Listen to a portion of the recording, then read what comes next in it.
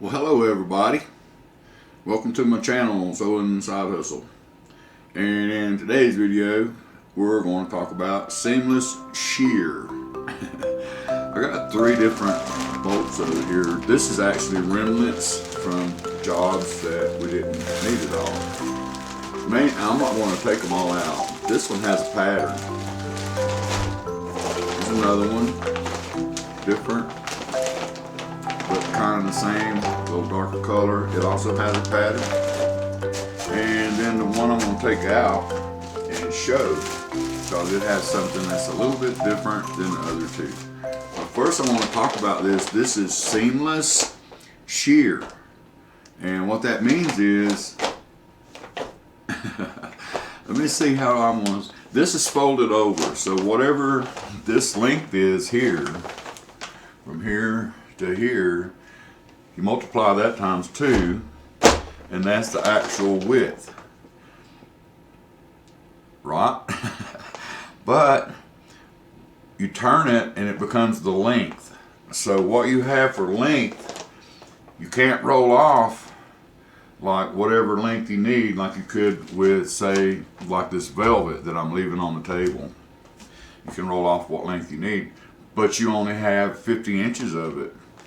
Seamless shear is designed in a way to where it folds over on itself, and so you have anywhere from 100 to 100 and maybe 20 inches to work with in length, and that'll be the hanging from top down. And that means that you don't have to sew any panels together. This is where the seamless part comes in. You can make it as wide as you want. What's cool about that is these 2 here have a pattern. You don't have to worry about matching that pattern because you don't have to sew nothing together. It's seamless, and rarely would it ever have any lining behind it because that would defeat the purpose of it. If there's lining does go behind it, then generally it'll be on a separate rod with its own track and move independently from this. So you could actually pull it out of the way and just have this. Or if you wanted blackout, say for instance, you could close that curtain as well for privacy, so because you can see through this. The other thing about this is, although it would be hard in the way this seamless shear is made to do it, you would want to try to pull a string, and I showed that in a different video how to pull a string. So alright, I'm going to get these 2 out of the way and open this bolt. This is cool. It's got something about it that makes it even better.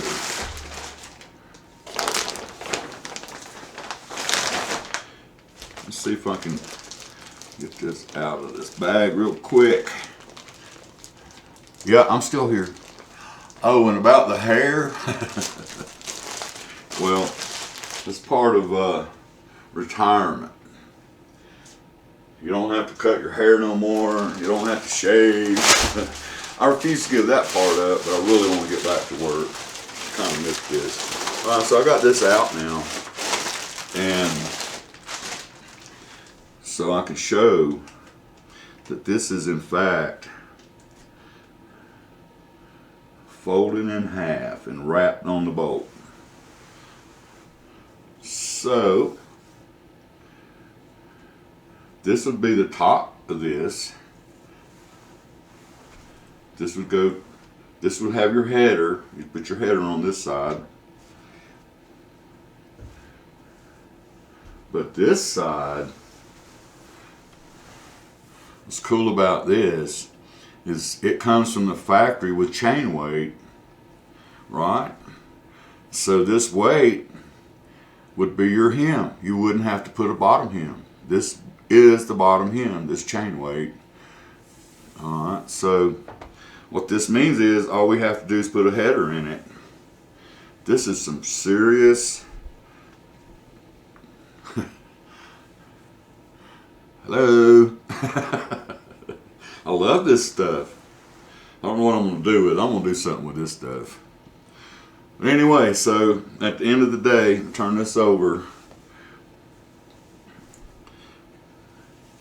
You could make a drape. You could order this stuff by the width that you need. And that would be your, I want to do this. I want to show this. This is so cool. So this would hang down. There we go. Does that show on the table? Yep, right there. So the bottom right there, that's how it would go. You'd put it ever how close to the floor.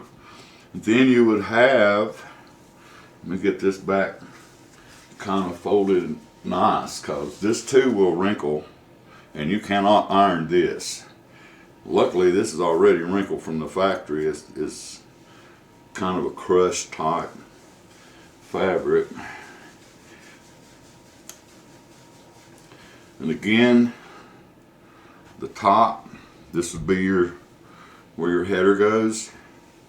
And I don't know if you could actually pull a string there or not, but that's how I would start.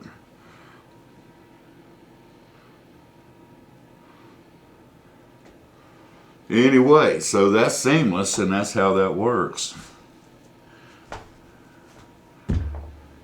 I like seamless. It's easy, goes together quick. But you got to remember, you got to have 16 inches. You got to add that 16 inches to your finished length and make sure that it fits into the length, the overall length of this fabric. Did I say that right? You have to put 16 inches up here, because you would sew your buckram to this, and then you would want to turn it twice to cover up that buckram. And you might want to, with this, you may want to try to find some buckram, order some buckram that would not be quite as white. Or you might want to use crinoline in this. But anyway, that's what this is about. This little part of this video is about is seamless shear. And we love working with it. We'll have a job sooner or later using it, and I'll get into further detail about it, but I wanted to bring that out. I'm trying to show different types of fabric that we use in the drapery business. I'll throw this out of the way, and that brings me to this. And this.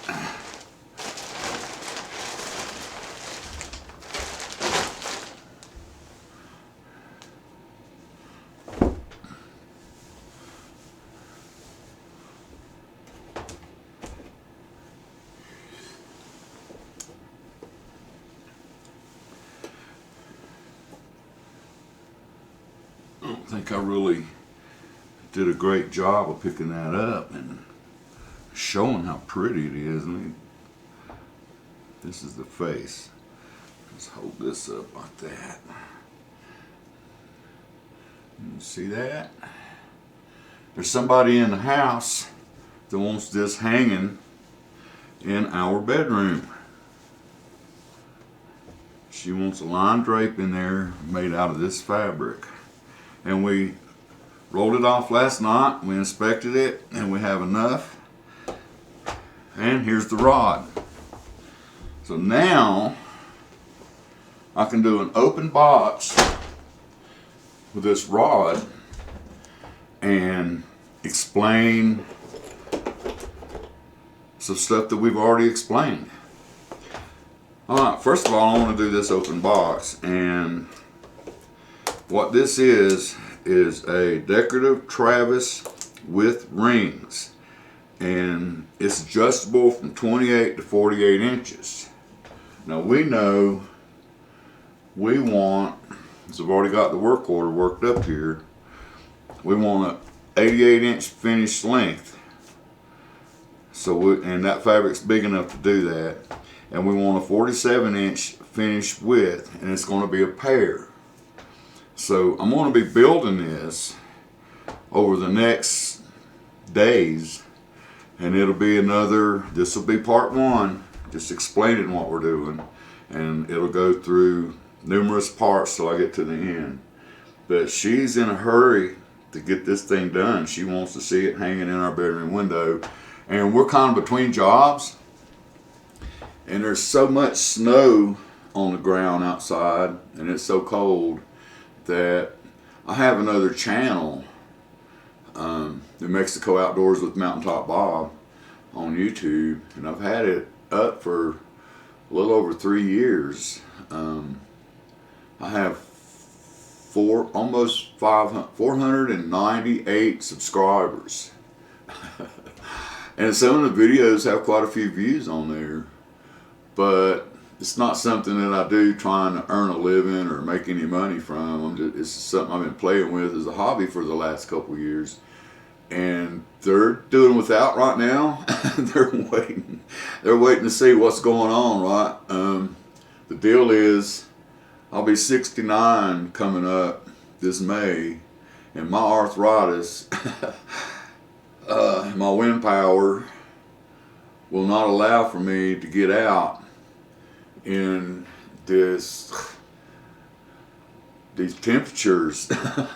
Yesterday the wind blew so hard that whatever the temperature was outside, it was below freezing yesterday, and then the wind was blowing on average all day long 40 miles an hour, and the gusts were getting up to around 60 to 80 at the worst part of the day, and it blew snow all day.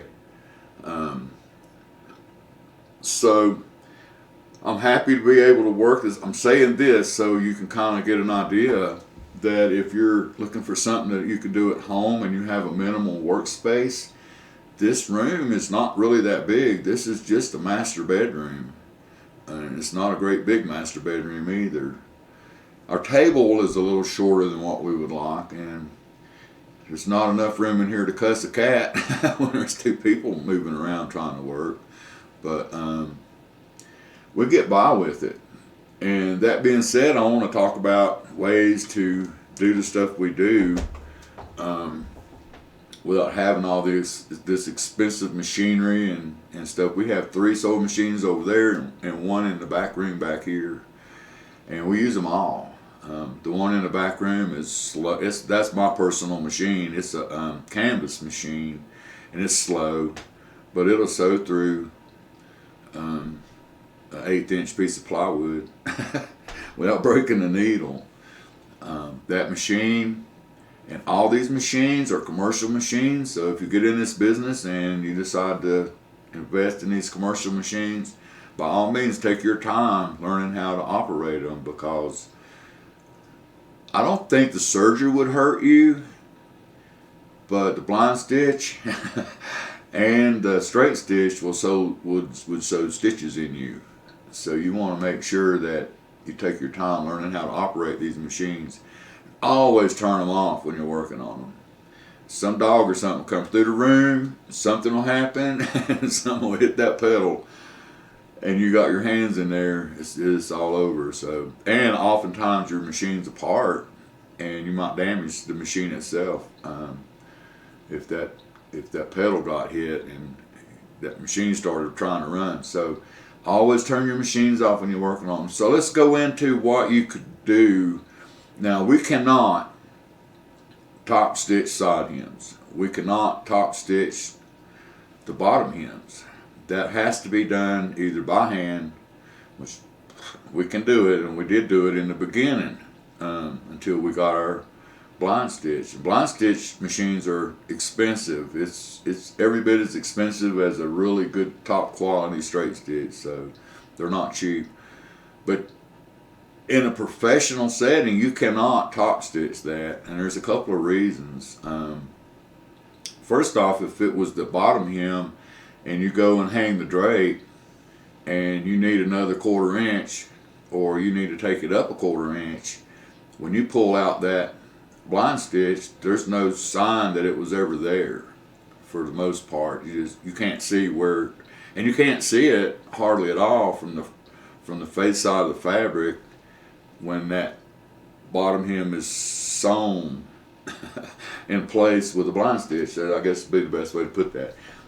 So the blind stitch is very important, and we can't get away with using a top stitch on our side hems or bottom hems in a professional setting. However, if you're working at home, you can do all of this with a top stitch. There's one important thing that I would comment on, though, if you're going to do at home projects with a straight stitch machine, and if you don't have a serger, now what a serger does is you have two safety stitches, one of which the fabric will fold and you'll be able to barely see it, and there's another one behind that, and then you have two threads that are on loopers that bind the edges. So if your home sewing machine has zigzag, you would want to zigzag that seam to try to help bind those edges so they wouldn't fray apart, because some of this drapery fabric will just pull right apart. It'll fray real easy, so you want to fix that. If you don't have that, there's some stuff you can get that you can actually run a bead of right down the edge, and it'll secure that edge for you somewhat. I've never used it. I've heard about it. So there's something you can do something. So make sure somehow or another you bind the edges if you use a straight stitch on drapery fabric that may separate. Now, what you can also do if your salvage right here is not going to be in the way, and like this drape here, nothing's pulling. It's straight. You can leave the salvage on. Just make sure you sew inside that salvage. You just want to have a big seam behind the drape. And iron will take care of that. You can iron that down flat to both sides, and it'll still look really nice. But so you can use a straight stitch for everything. The next thing I want to say is that I've noticed some people, I've seen some drapes where the bottom hem and the lining bottom hem was all in one piece. What they've done is they folded the drapery fabric and the lining together and made that hem with it all together. You can't really get away with doing that. What happens when you do that? The lining and the drapery fabric over time will separate, and the drapery fabric will either shrink just a little bit or draw up just a little bit. The lining will do the same thing, and it has no way to adjust itself. So if it's sewn in the bottom hem, the lining and the drapery fabric is all sewn together in the bottom, that's not really going to fly. You will not be happy with that drape a little while down the line. It just never works. So in the professional business, we never do that. Another thing we do, and we talked about it on this seamless with the beaded weight in the bottom. We always put weights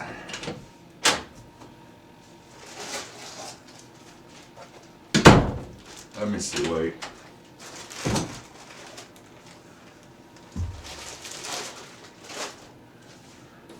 This spool is almost ran out, but this is chain weight. A lot of people wants that all the way across the hem of their drape, the bottom hem of their drape, and it puts a little tension on the drape, makes it hang really nice, and I like using it. I don't have any problem, and it's really easy to install. We put some in one of our videos already. You can go back to that one if you can find it and do that. The other thing that we do for weights, they come in this bag. Yeah, I'm still in my sleeping clothes. This is the cool thing about working at home in your own time. It's like 5:30 in the morning, 6 o'clock, something like that. I'm uploading a video in my other room, and I'm in here talking to you guys. The other kind of weight we like to use, or that we have to use, are these guys. And they're covered in plastic. So you would want, way over there. Hopefully it's showing it. It's showing my hand move. There's another one. Alright, so you would put one of these in each side hem in the very bottom, and that's why we hand stitch our bottom side hems. We fold them and hand stitch them and install one of these as we go. And even if we're using something like this seamless shear that has its own weight in it, or putting this kind of weight in all the way across the bottom of the all the way across the bottom hem, we still sew, hand sew, always hand sew our side hems at the very bottom, where everything folds up, then that turns and folds there, and we hand sew that. The reason we do that and not top stitch it is the same thing. At some point you may have to take that out and make a small adjustment right there in that side hem or something, so you can work with that, and when you take those stitches out, they won't show where a top stitch may. Alright, so one of these also goes at every seam. If you have a panel and a half and there's a seam, put one of these. If you have 5 panels sewn together, 5 widths sewn together to make a 5 width panel. Remember, a panel is a one-way pull, yada yada. So you would have one of these little weights staple, and we staple them in. You can hand sew them in. We staple them in because by the time we turn everything, you can't see the staples. And put one of these at every seam, where every width is sewn together in the bottom hem at the very bottom. You put one of these in there, and at some point I'll be videoing us putting this next drape. We'll be using these, and this is the drape we're going to make for the bedroom. Alright, so let's see, what else do I want to talk about this morning? A little bit more about the business.